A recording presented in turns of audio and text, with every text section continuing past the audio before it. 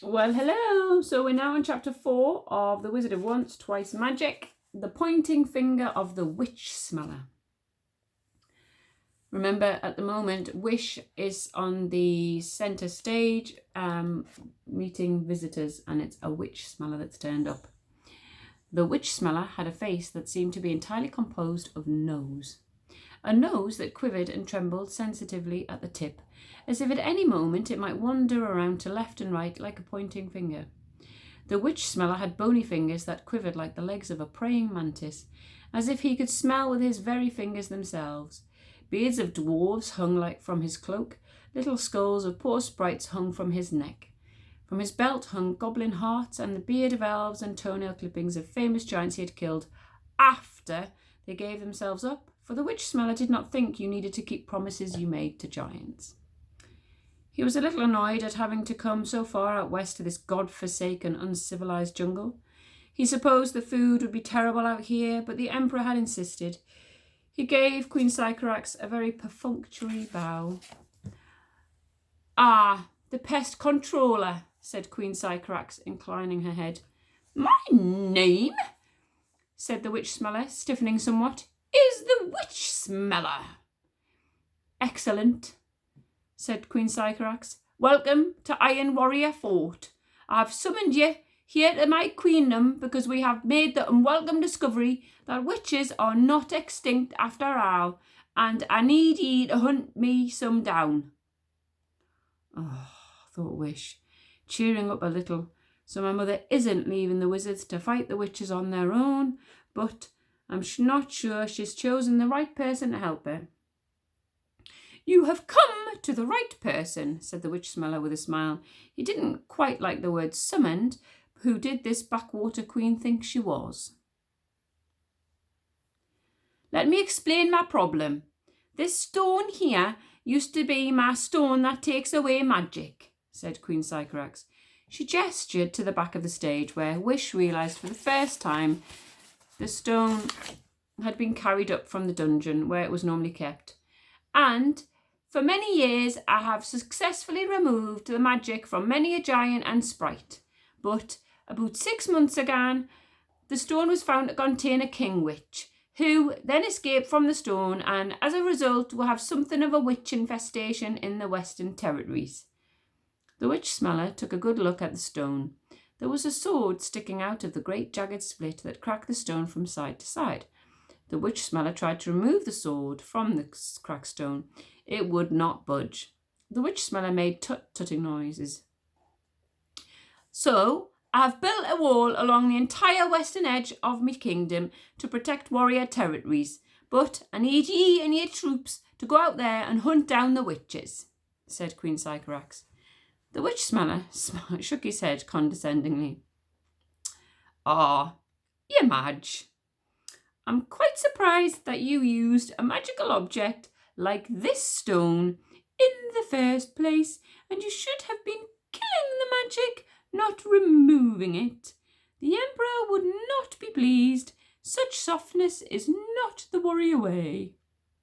There was an uncomfortable murmur from Queen Sycorax's subjects, and they all took a step backwards, as if moving away from the edge of a volcano that was about to blow. Nobody spoke like that to Queen Sycorax. Queen Sycorax's eyes sharpened to flinty arrows. "Softness! Softness! Not the warrior way! How dare you question my methods?" she said in a voice that could have frozen the very bone marrow of a lesser man. "I merely use magic to destroy magic in a modern, civilized manner. The end justifies the means. I am a great monarch, and ye are a mere common or garden rodent operative. I have commanded ye to go out and hunt witches, so go out and do it." The witch smeller jumped as if he'd just been bitten. He had never before met someone with quite the force of Queen Sycorax's personality. Most people cowered before him. He, the witch smeller, was the terror of the empire. He looked behind him at the soldiers, the emperor's crack magic hunting troops. The sun glistened off their iron helmets, their bristling weaponry, their magic catching equipment. I believe I am the expert on witches, Your Majesty, snapped the witch smeller. Your problem is not the witches out there, but the witches here in the courtyard. Oh dear, oh dear, oh dear, oh dear, thought Wish. This is definitely not the right person to help. What on earth are ye talking about? Snapped Queen Sycorax, outsnapping him by double. I've told you, witches cannot get out of me wall. You have invited me here looking for witches, and I intend to find them, shouted the witch smeller, pointing one quivering finger in the air. He sidled forward and began to sniff at the nearest person as if he were a dog. I smell witches, hissed the witch smeller in a high, squeaky voice. A murmur of horror went around the courtyard. Oh, for goodness sake, said Queen Sycorax with a sigh, thinking, oh no, just my luck, he's a nutcase, and thoroughly regretting inviting this lunatic into her queendom in the first place. She generally had perfect control of her subjects, but they were a superstitious lot, and she could see this might get out of hand.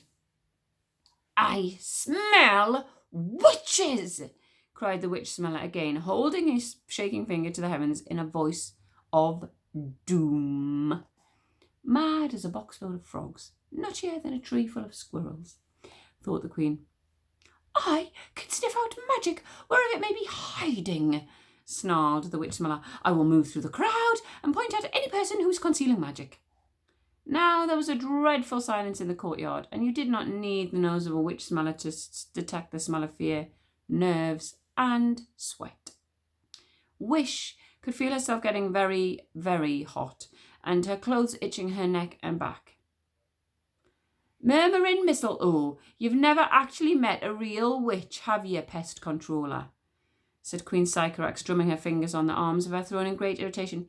You'd know one if you'd seen one, a big feathered thing with green blood and talons, you know.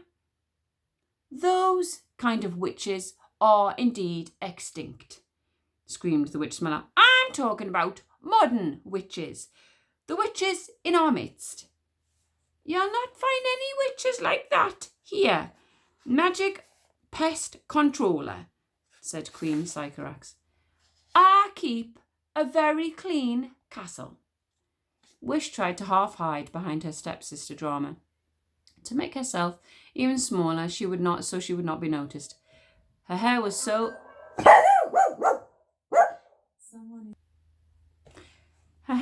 alarmingly frizzy and alive that she was having to hold it down forcibly with both arms. Maybe no one would notice. Please don't let the finger land on me. Please, if that finger lands on me, I'm never going to be allowed out of that punishment cupboard ever again. My mother is going to be so disappointed. But that will be the least of my worries, because I also may be dead. And here the quivering nose was right behind her. Sniff, sniff, sniff. The finger paws, she could almost feel them, the bony digit about to press itself into her back, like the spooky white bone of a chicken. It would happen in 1 second, 2. Wish could not bear the agony of suspense. She closed her one eye. Please don't let that finger land on me. Please. The finger paused behind her. It was about to land on her. She knew it. Chapter 5. The finger lands on Wish, and everything gets a bit chaotic. The spooky chicken finger of the witch smeller landed right in the middle of Wish's back. Aha! Crowed the witch smeller, triumphantly swinging her round to face him. A witch! The crowd gave a moan of astonishment. How do you do? Gabbled Wish, rather desperately falling back on her visitor manners. Welcome to Warrior Castle. Did you have a good trip? Very pleasant weather for the time of year. I do hope you are well. And, what do you do? The witch smeller blinked at her in amazement. I hunt witches. You have to hand it to Queen Sycorax. She was absolutely cool as a cucumber in a crisis. She glided out of her throne in a graceful golden flash, and she laid a restraining hand on the witch smeller's arm. She even managed to sound a little bored. That is not a witch, pest controller, said Queen Sycorax. That is my daughter, Wish. She may be a bit of an incompetent disgrace to our tribe, but she most certainly is not a witch. She couldn't possibly be the daughter of a warrior queen, hissed the witch smeller. She's very odd-looking." "I think I know my own daughter," said the Queen witheringly. "Hair disgraceful, height poor, general warrior turnout utterly substandard. Where are your weapons, Wish?" "I left them in my cupboard," said Wish, miserably looking down at her feet to avoid her mother's scathing gaze. "Spelling appalling, disobedience unspeakable, deportment tragic," continued Sycorax, brutal even by her own standards, for Sycorax was cross. "Yes, it's definitely her. But this notice on her chest here says she's a fool. What is a fool?" spluttered the witch speller suspiciously. "Is that some kind of weird Western magical being?" "You are the fool, pest controller," said Queen Sycorax in her cold, reasoned voice. "Witches cannot hide themselves in people. I keep telling you, witches are very different kind thing altogether. Witches have green blood and feathered wings. They are not extinct, which is the reason I summoned you in the first place." The witch smeller had regained his composure. He held up his finger. "The finger is never wrong," shouted the witch smeller. "Search the fool!" Sycorax drew herself up to her full royal height. "My daughter, however hopelessly unworthy, is of royal blood and a direct descendant of Grimshanks the Ogre Wrangler," said Queen Sycorax. "You most certainly will not search her, or I shall be complaining to the Emperor personally. Wish will turn out her pockets on her own, won't ya?" Thank goodness Bodkin had taken all of those enchanted objects off her, thought Wish. He was the best bodyguard in the world, and she really, really should start taking his advice. Wish felt in her pockets, confident at least of finding nothing there, and turned a little white. She slowly drew out her hand, opened it, and there, sitting in her palm, was the once sprite. And out of the other pocket, in terrified alarm, there buzzed Squeeze Juice, who just had time to squeak at Wish, "I so sorry, Wish." Wish blinked at him in astonishment. What was he doing in there anyway? Out of nowhere, a peregrine falcon dived down in a blur of wings and hovered for a split second above Wish's hand, with impeccable timing. If Wish had been in the mood to admire it, the little once sprite hopped on the bird's back, and Squeeze Juice hung onto one of the falcon's claws, and they soared up, up and away, Wish looking after them with her mouth open. There was a nasty silence, and then there was absolute chaos. "She has sprites in her pockets," screeched the witch smeller. "She is a witch!" "Is this your idea?" said Queen Sycorax. "Of not causing any trouble?" "I didn't know they were in there. Honestly, Mother," pleaded Wish with a very white face. "Seize the fool!" screamed the lunatic witch smeller, drawing his sword. "The princess may have had a few sprites in her pockets," cried Queen Sycorax, incandescent with annoyance, and drawing her own sword. "But that doesn't make her, the disobedient little excuseful princess, a witch. Warriors, defend the princess!" And then she gave a start. Clang, clang, clang, clang. Across the royal stage came the enchanted spoon, rushing to Wish's rescue. He had a curious way of propelling himself, like he was doing headstands and then jumping back onto his feet again, cartwheeling from bowl to handle and back to bowl again. "What is that?" hissed Queen Sycorax in disbelief, as quick as a whip. The enchanted spoon danced right up the baffled witch speller's long black body. Clank, clunk, clank, clunk. The enchanted spoon was clanging the witch speller's helmet from left to right so loudly that the witch smeller dropped his sword and staggered, his ears ringing with the noise.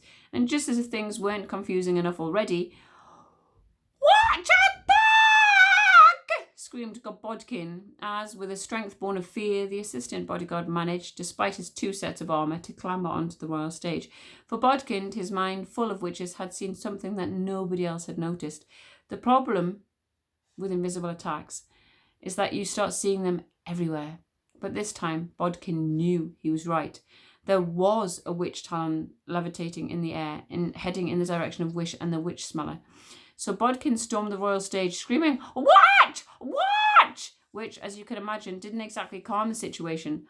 "Watch! Watch! There's a witch right behind you!" yelled Bodkin. "Seize the fool!" Here screamed a whole crowd of magic hunters storming the stage right behind Bodkin. Defend the princess! Yelled the warriors loyal to Queen Sycorax, storming the stage after them. I told you. Chaos. Aha! Crowed the witch smeller in triumph as eventually he managed to grab the thing that was attacking him and pull it off his head.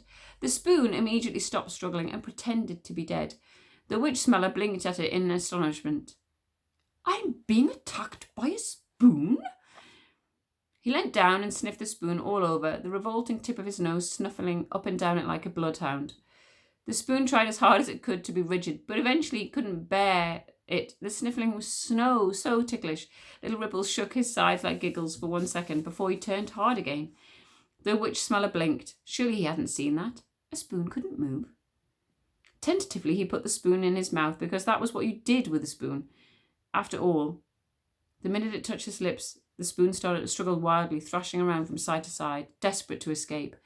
The witch smeller spat the spoon out in horror and screamed like he had been stung by a horned, It's alive! It was hard to know who was the more revolted, the witch smeller or the spoon. The spoon leapt up, rapped him sharply on the sensitive end of his nose, and hopped down the witch smeller as fast as he could hop, before disappearing through the nearest person's leg. Catch the spoon! Yelled the witch smeller, holding onto his nose. I wish I had a sword, thought Wish, looking desperately around her. She was standing right next to the enchanted sword, which was stuck fast in the stone that no longer took away magic. So Wish reached out and took it. Queen Sycorax watched Wish do this with her royal mouth slightly ajar. Sycorax had spent the last 6 months trying every trick in the book that she knew to get that beastly witch-killing sword out of the stone. For with the return of the witches to the forest, she really needed it, and it would not budge. 6 months! She'd had giants, Rogobreath, strong men and women from all over her queendom trying to pull it out. She'd even secretly tried spelling it out, for Queen Sycorax was a very tricky and unusual person, and she was not above using magic to destroy magic, as we have seen. To no avail. Nothing would work, and here was her odd, unsatisfactory little daughter just reaching out and taking it. 6 months! Queen Sycorax was reluctantly not only impressed, but also a little bit confused. There were things going on here that Queen Sycorax did not perfectly understand, and Queen Sycorax absolutely positively hated it. Wish wasn't normally all that good at sword fighting, but the enchanted sword had the rather satisfactory effect of turning whoever was wielding it into the best sword fighter in the world. So Wish disarmed 1, 2, 3 magic hunters in a row. Nice work, honey, said Queen Sycorax to herself watching this. Wish then ran to help Bodkin, for he did now seem to be fighting what looked very like a witch's talon that was floating in the air. Clumsily, poor Bodkin, because as Wish said earlier, it's very important not to wear so much armour that you find it difficult to move. He couldn't turn his head to face the invisible opponent that he thought he was fighting. He had to turn his entire body 360 degrees and shuffle around very slowly. To make matters worse, Bodkin's impressive but completely blind-making visor then came down and he couldn't see a thing. The sword was so heavy that when he eventually managed to lift it and make a wild swipe at where he guessed his opponent might be, the weight of it carried him with it and he lost his balance and clang! That was the sound of Bodkin's helmet head hitting the floor. He immediately passed out, for Bodkin had a slight problem. He had a medical condition that caused him to fall asleep in situations of danger. Bodkin, wake up! Yelled Wish. Who? What? Where? How? Bodkin sat up, holding his head. Iron Warrior Fort! Possible witch attack! Watch out, I think it's going to dive! Shouted Wish. She was about to lunge with the enchanted sword towards where she thought the invisible assailant might be. And then she checked herself, just in time. Could this be? And I'm leaving it there. And we'll pick it up tomorrow on chapter 6. Have a lovely rest of the day. Bye-bye.